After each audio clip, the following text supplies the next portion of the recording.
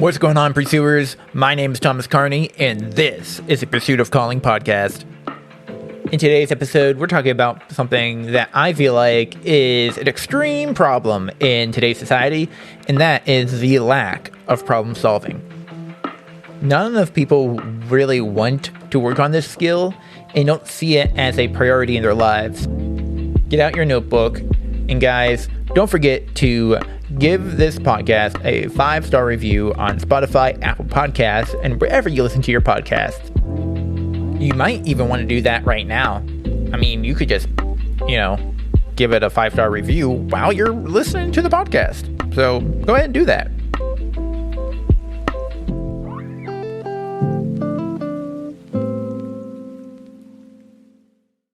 So in this episode, the main concept is all around fruits and roots. So also, if you haven't noticed, if you're watching this on YouTube, you may very well be seeing a video of my face right now. That's something new. Possibly. We'll see if it works out. If not, forget what I said. But we're talking about fruits and roots in a concept that maybe you haven't thought about before. I'm really talking about problem solving, and you're probably like, that is not where I thought you were going. Yeah, I know. So, nobody wants to solve problems anymore, right? Imagine a tree. I want you to imagine something. Imagine a tree that is withered. It's planted in bad soil and has grown some bad fruit. Someone comes along and removes all the bad fruit and attaches superficially good looking fruit. Think, the fake wax fruit that people sometimes put out for decoration. This came to me as I was thinking about how so many people are trying to fix problems in their lives and in the lives of others without actually diving into the root of the issue.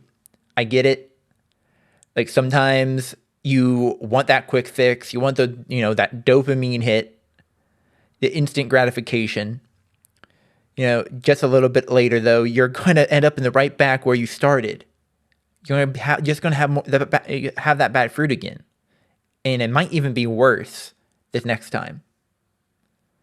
As you're pursuing your calling, you have to continuously look back on where you have fallen short and think about the core issues that caused that to happen. Mistakes are going to happen. Problems are going to show up.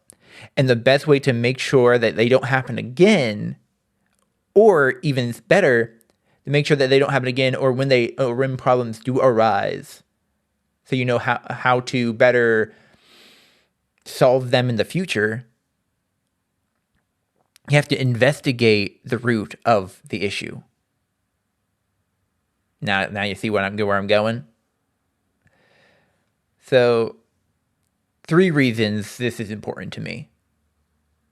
If you can solve your own problems, you honestly have a one-up on everybody else.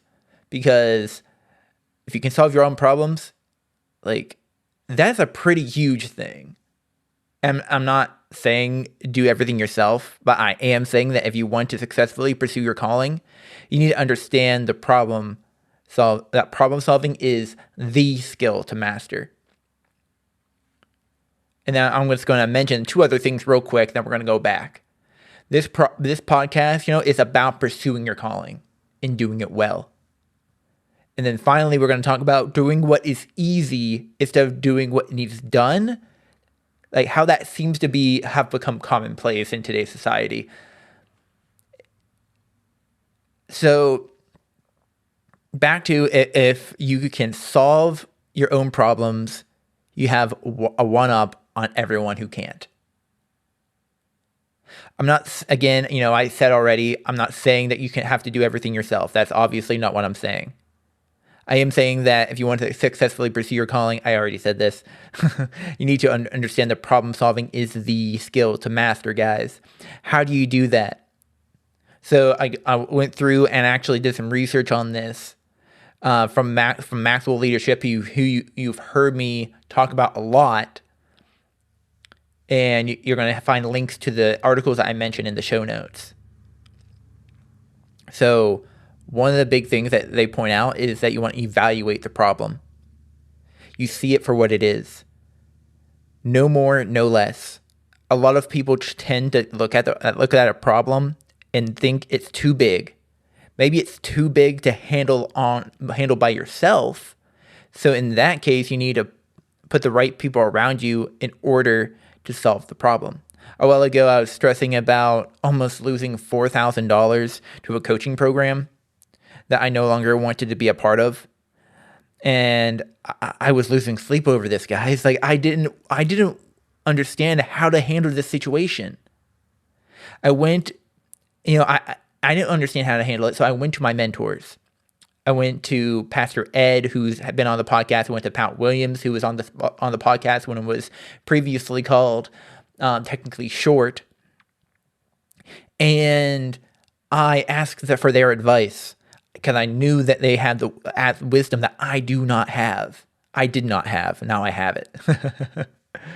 And like they walked me through the steps that I needed to follow in order to make sure I didn't lose that $4,000. And I'm actually feeling like I want to make a whole episode on this next month. So get subscribed so that you don't miss this one, because I actually want to go a deep dive into that whole situation.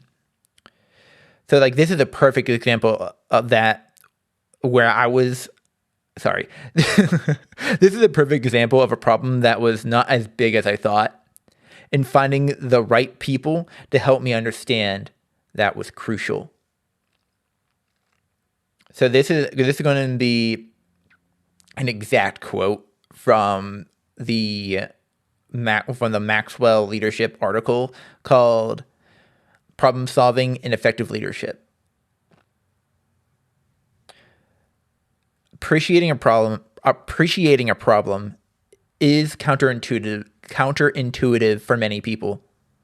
Most people see a problem as, well, a problem. It's a nuisance to be avoided. However, if we have the right attitude and appreciate the problem, not only will we work harder to solve it, but we will also learn and grow from it. Problems always bring opportunities, and opportunities always bring problems. Essentially, he's saying they go hand in hand. There's problems are always going to happen. There's no getting around it. So being able to handle these problems effectively is extremely crucial to living this successful life and pursuing your calling well. In the article, 5 Ways to Build Your Creative Problem-Solving Skills, again from Maxwell Leadership, step 1 is in there, remove creativity killers. Problems can be solved in a number of ways. There isn't one right way or one-size-fits-all solutions. Don't put yourself in a box by trying to be logical or practical or worry about what someone else might think. Personally, I'm a very logical thinker, right? I really do tend, if I'm being honest, I do tend to err on the side of logic, of facts, and creativity doesn't really come to me naturally. Thinking about problems as something to be solved, like whoever wrote the article it didn't say who wrote the article, just in Maxwell Leadership, but they said that a lot of people just try to avoid problems. In reality, you can't. Like, in me being a very logical thinker and knowing that, I'm like, okay, well, if I come to a problem, the logical thing when you come to a problem is to avoid the problem. In my mind, that makes sense. But then the next logical step, if you go a little bit further down the road, like that makes sense in the moment. But if you go a little bit further down the road, you're realizing whenever you're avoiding the problems, really you're shoving them under the rug until eventually you can't avoid them anymore. And that kind of went on a tangent a little bit about that, but I really wanted to kind of drive that home, that you can't avoid problems. I just wanted to drive that in. And If you want to read again, I'm going to mention again. If you want to read more, because I only really mentioned step 1 about removing creativity killers. Like, if you want to read the rest of the 5 steps, you can. The link is in the show notes, so you can read the rest of that. So, the second thing I brought up about why this is important to me and why I wanted to bring it up is that this podcast is about pursuing your calling and doing it well. When I first decided I wanted to have my own business, I started with freelance web development. And pretty quickly, I realized that's not what I wanted to do, right? I realized I kept burning myself out. And you're going to see that that's kind of a trend with me. I kept burning myself out. And eventually, though, I found that I really enjoyed philosophy and understanding why people think the way that they think. And you've probably heard me talk about this before if you've listened to previous episodes of the podcast.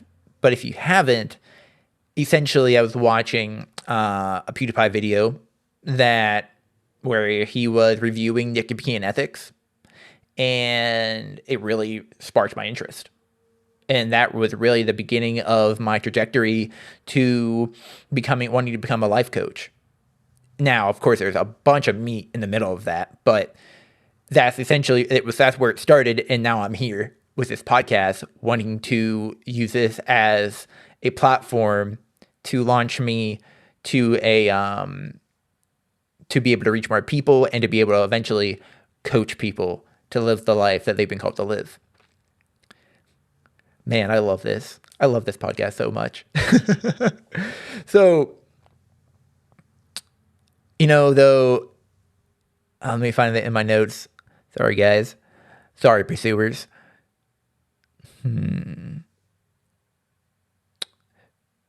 Eventually found that I enjoyed learning about how people think. Yeah, if you've heard me tell the story before. Okay.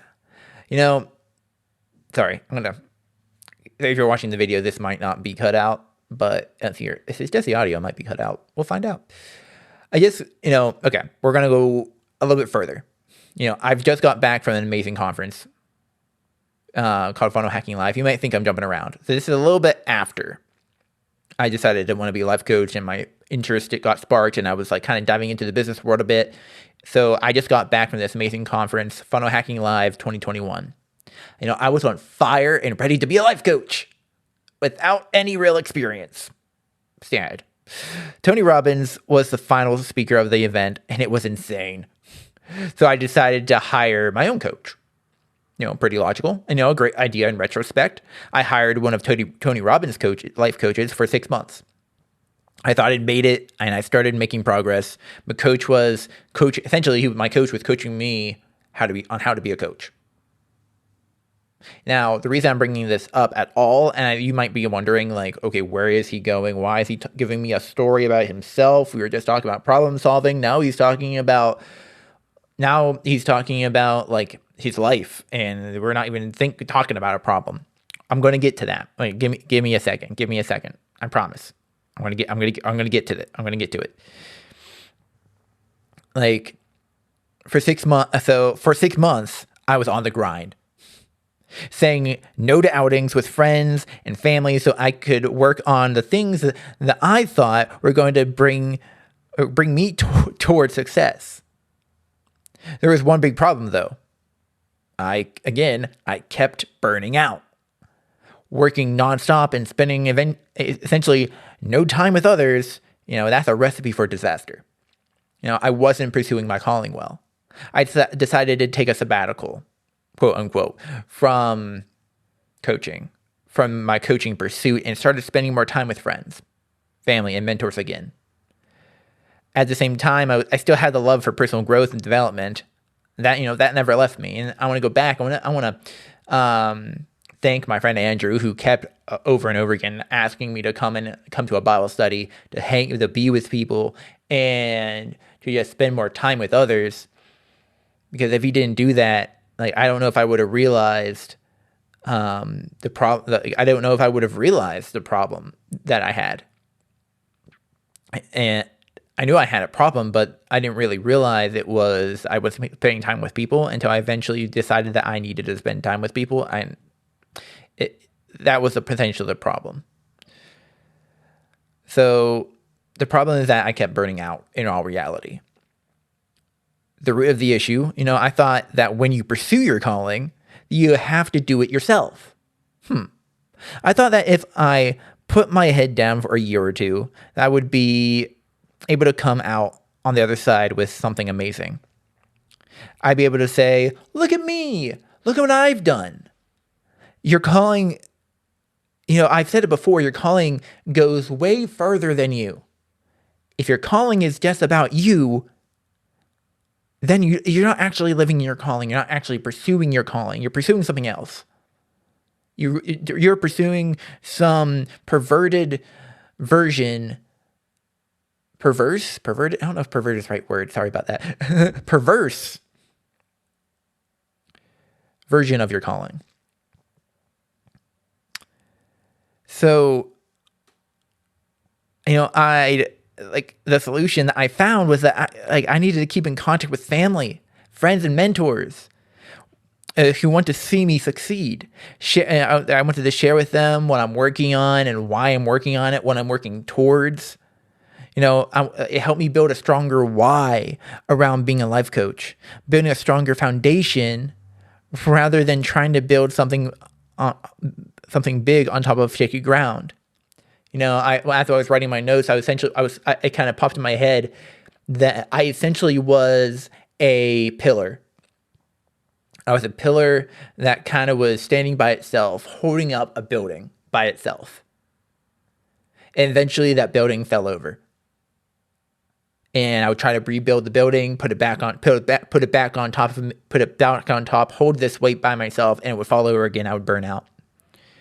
And gathering these people around me, putting myself in situations where other people are lifting me up and coming alongside me to hold this building up, to come alongside me and say, like, Thomas, you got this, or just to be interested in what I'm doing and wanting me to succeed, or in giving me advice, people I can go to for advice, people I can go to confide in whenever I feel like I'm going insane, because I feel like we all kind of feel like that sometimes.